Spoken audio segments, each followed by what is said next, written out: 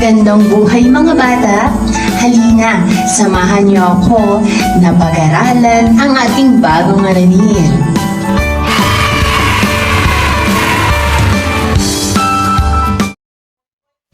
Kasaysayan ng unang tula sa matandang panahon hanggang sa panahon ng mga Kastila.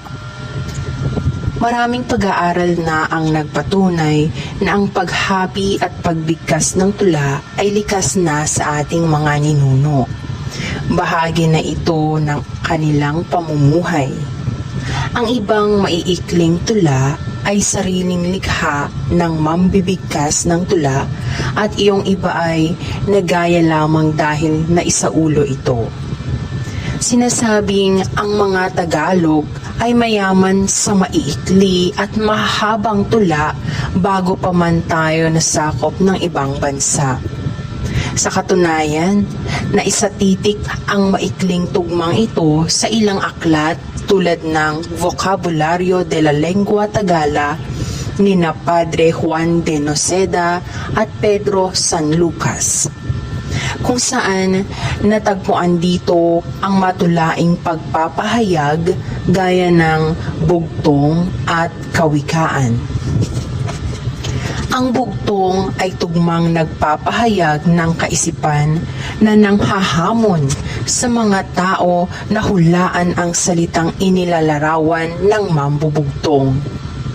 Ginagawa ang bugtuan kapag may okasyon o pagtitipon upang magbigay ng kasiyahan at tukawin ang isip ng hindi mabagot ang mga taong dumalo sa okasyon.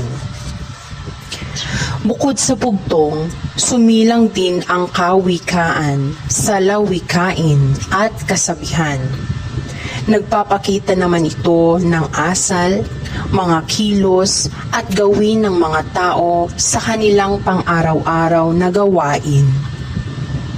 Naipahihiwatig ng mga ninuno natin ang kanilang kaisipan sa paghabi ng maririkit at matatalinghagang pananalita. Ipinakikita nito na likas na sa ating mga ninuno ang pagkadiwang makata. Ang sabi nga ni Abadilla, bawat kibot ng bibig ng makata ay may ibig sabihin at may katuturan. Nangangahulugang ito na ang bawat sabihin nila ay matalinghaga at makatuturan. Mabilis na lumaganap sa kapuluan ang maiikling tugmang ito dahil madaling nailipat sa iba at naisaulo ng mga mambibigkas. Sa madaling salita, nailipat ang mga karunungang ito sa pamamagitan ng dila. Ang ganitong uri ng panitikan ay tinatawag na pasalimbilang panitikan.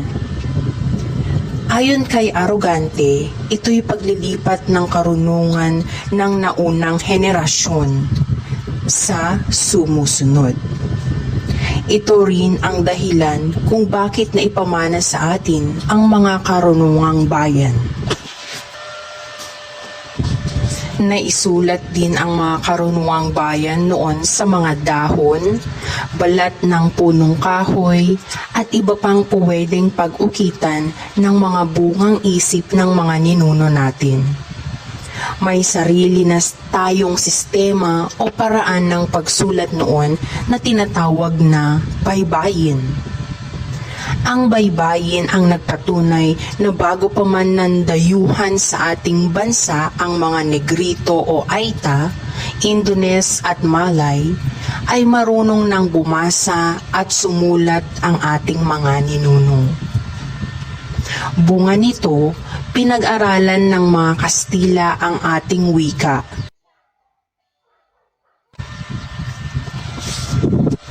Naipasok nila ang abecedaryo, ang alpabeto ng mga Kastila. Bagamat nagkaroon ng pagbabago sa paggamit ng alpabeto, napanatili pa ring buhay ng ating mga ninuno ang mga karunungang bayan. na layunin ng Katolika Apostolika Romana na maipalaganap ang kanilang pananampalataya, kaya pinag-aralan ng mga misyonero ang mga tula ng ating mga ninuno upang makalikha sila ng sariling tula na maipapasok ang paksa tungkol sa kanilang relihiyon. Bunga nito, nawala na ang katutubong katangian ng paghabilang tula. Umusbong noong ika-16 na taon ang tulang magkahalong Tagalog at Kastila at tinawag na Ladino. Ladino ang sumulat ng ganitong uri ng tula. Si Fernando Bagong-Bata ay sumulat ng tulang may ganitong uri at naging kasabayan niya si Tomas Pinpin.